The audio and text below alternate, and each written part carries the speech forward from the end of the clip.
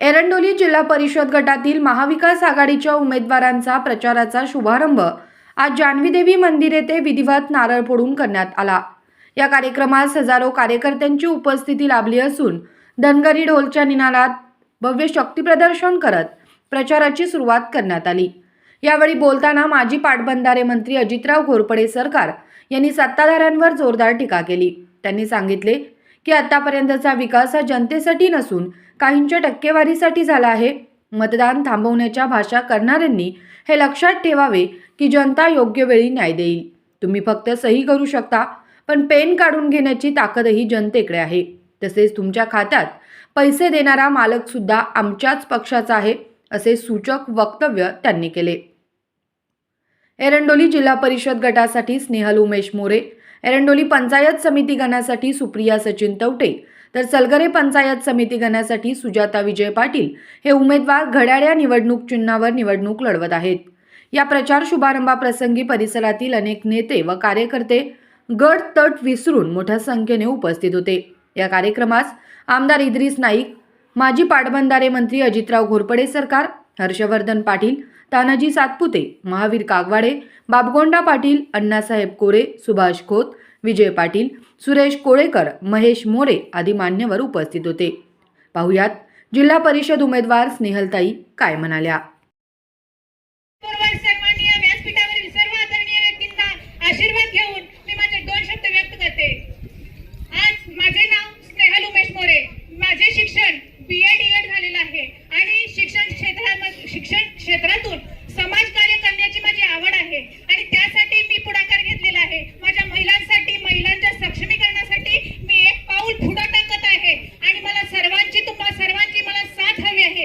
तुम्ही हाक द्या, मी तुमच्या हाकेला धावून येईन, मी तुम्हाला साथ देईन।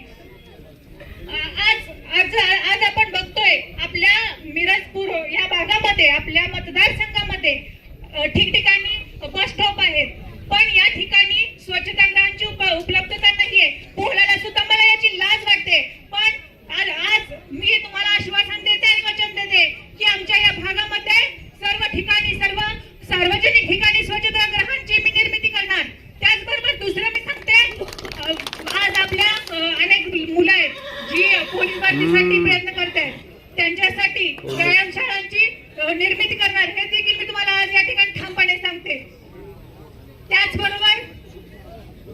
त्याचबरोबर आपले अनेक गोरगरीब लोक आहेत, त्यांच्यामध्ये सुद्धा गोरगरीब लोकांना आपले कार्य करण्यासाठी सामाजिक गृह नाही आहेत, म्हणजे सांस्कृतिक भवन नाही आहेत, त्यांच्यासाठी सुद्धा गोरगरिबांसाठी सार्वजनिक सांस्कृतिक गृह उभारण्याचा देखील माझा संकल्प असेल।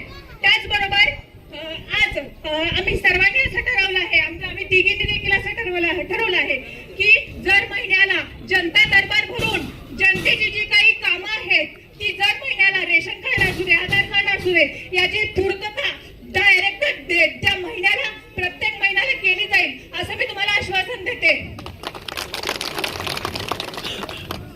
आणि ही लढाई आहे, ही माझी नाही, सुजाताताईंची नाही आणि सुप्रियाताईंची सुद्धा नाही आहे। ही लढाई या जनतेची आहे आणि या जनतेसाठी आणि या जनतेची आहे, हे मी तुम्हाला सांगते। आणि येत्या निवडणुकीमध्ये 5 फेब्रुवारीला सर्वांनी घड्याळ्या चिन्हाला बटन दाबून आम्हा तिघी उमेदवारांना भरपूर मतांनी विजय करा, हे मी तुम्हाला सांगते। उमेदवारांच्या पाठीशी आहे। मिरज तालुक्यातील जिथे जिथे आम्ही या घड्याळ्याच्या चिन्हावर राष्ट्रवादी अजित पवार गटाचे उमेदवार उभे केले, त्या ठिकाणी मोठ्या वेगाने पक्ष पुढे जाणार आहे, काय काळजी करू नका, पक्षच तसा आहे। आणि फक्त तुमचं कर्तव्य तुम्ही करा आणि या उमेदवारांना प्रचंड बहुमताने विजयी करा। निवडणूक लागल्याबरोबर विकासाची भाषा कुठलं तरी कोलीकुई सुरू झाल्यासारखी सुरू झाली। माझा स्पष्ट दावा आहे, या ठिकाणी विकासाची भाषा करणाऱ्यांनी विकास हा जनतेच्या हितासाठी नाही केला, तुमच्या 10% कमिशनसाठी तो विकास केला आणि त्याच्यातून 10% कमिशन बाजूला काढून राजकारण करण्याची जी पद्धत भाजपने या ठिकाणी आणली आहे, भारतीय जनता पक्षाच्या माध्यमातून या ठिकाणी एक नवीन संस्कृती राजकारणाची उभी करण्याचा प्रयत्न चालला आहे। आज निवडणुका जवळजवळ सामान्य माणसाच्या हातातून बाहेर गेल्या, चांगल्या चांगल्याच्या तोंडाला फेसफुट यायला लागला या निवडणुकीचा विषय काढला तरी सुद्धा. बाबूरावला एक उमेदवार उभं राहायला ओळखायला सांगितला, महिनाभर बाबूराव गायब, मिळालाच नाही उमेदवार. सगळेजण हात जोडायला लागलेत. एक 10-5 उदाहरणं असे आहेत. मी सांगितलं बोलवून लोकांना, अरे अर्ज भरून ठेवा साहेब, गाव झाडायला सांगा, बिन बोलता रोज गाव झाडतो. मतं मागायचं काय आमच्यात हिंमत राहिलेली नाही. कशामुळे पाळी आली? त्या भाजपमुळे पाळी आली. यांनी जीएसटी आणि व्यापाऱ्यांच्या माध्यमातून जो पैसा गोळा केला तो मतदानात वापरला. त्यामुळे निवडणुका आपल्या हातातनं बाहेर गेल्या, आपल्या ताब्यातून निवडणुका सुटल्या.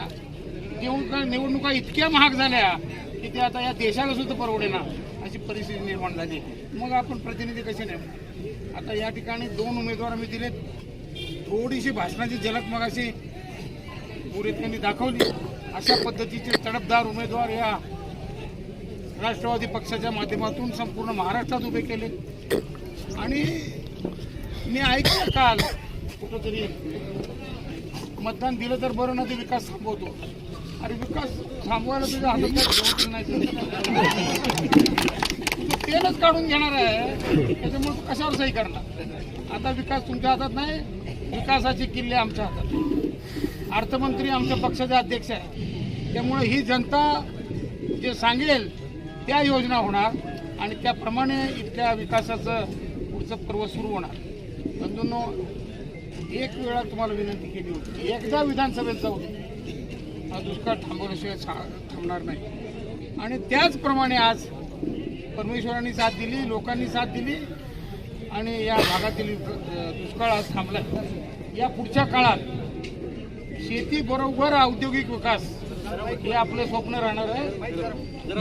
त्यामुळं ही निवडणूक आपल्या दृष्टीने महत्वाची आहे. म्हणून मी परमेश्वराला प्रार्थना करतो, देवा सर्व मतदारांच्या डोक्यात एकाच वेळेला हा विचार येऊ दे की या ठिकाणी राष्ट्रवादीच्या घड्याळ या चिन्हाला विजयी केलं पाहिजे आणि तरच हा महाराष्ट्र वाचेल. या पुढच्या काळात आपल्याला हा भारतीय जनता पक्ष बाजूला ठेवला पाहिजे, बाजूला केला पाहिजे, नाहीतर आपल्या बऱ्याच गोष्टी अडचणीत येतील. मी आज तुम्हाला एकच भविष्य सांगून जातो, माझ्या सांगण्याने सुद्धा यांना जाग येणार नाही हे मला खात्रीची माहिती आहे. पहिल्या तडाख्याला सहकार मोडणार आहे, पहिल्या तडाख्याला महाराष्ट्रातील सहकार मोडणार आहे. आणि त्याच्यानंतर जे कष्ट वसंतराव दादांनी, यशवंतराव चव्हाणांनी, राजाराम बापूंनी आणि त्याच्यानंतर त्या सुद्धा एका पिढीने कष्ट केले आणि हा सहकार उभा केला. सहकारात काय नाही. कोल्हापूर जिल्ह्यात सहकार नावाच्या दुकानापर्यंत गेला, मटणाच्या दुकानापर्यंत गेला, डॉक्टरपर्यंत गेला, दूध सोसायट्या आणि पोल्ट्री सोसायट्या तर सगळीकडे पसरल्या. त्याच्याबरोबर साखर कारखाने उभे राहिले. सगळं सहकारातून केलं. आणि मग आता जर हा सहकार बंद पडला तर पुढची प्रगती जी आहे, अजून बरंच करायचं आहे आपल्याला, बरंच करायचं आहे. एक भविष्य या ठिकाणी मी सांगितलं होतं, काही विरोधकांनी त्यावेळेला टिंगल केली. या सहकार्याच्या माध्यमातून या पुढच्या काळात जे काही ऊसाचं उत्पादन येणार आहे त्या ऊसातून या विभागात इथेनॉल निर्माण होईल अशा पद्धतीचं भविष्य मी केलं होतं. आणि त्या इथेनॉलवर या देशातील इंधन तयार होईल आणि त्या इंधनावर हा देश चालेल अशा पद्धतीचं भविष्य होतं. टिंगल करणाऱ्याने केली. आज पंतप्रधानांसकट अखंड देश त्याच्या मागे लागला. ही किमया शेतकऱ्यांनी करून दाखवली. या पुढच्या काळात अशाच अनेक गोष्टी आहेत या पुस्तकात बंद आहेत, ते आपल्याला पुस्तक उलगडून प्रत्यक्ष अंमलात आणायचं आहे. आणि शासनाने जर नाही साथ दिली तर आपल्याला सहकाराच्या माध्यमातून हे पूर्ण करायचे आहे. त्यामुळे सहकार हा आपल्याला जागवला पाहिजे, टिकवला पाहिजे आणि मोठा केला पाहिजे. आज मध्यवर्ती बँक नसती काय झाला असं तसं विचार करा. या पुढच्या काळात दुसरं एक भविष्य सांगतो, यांना सर्व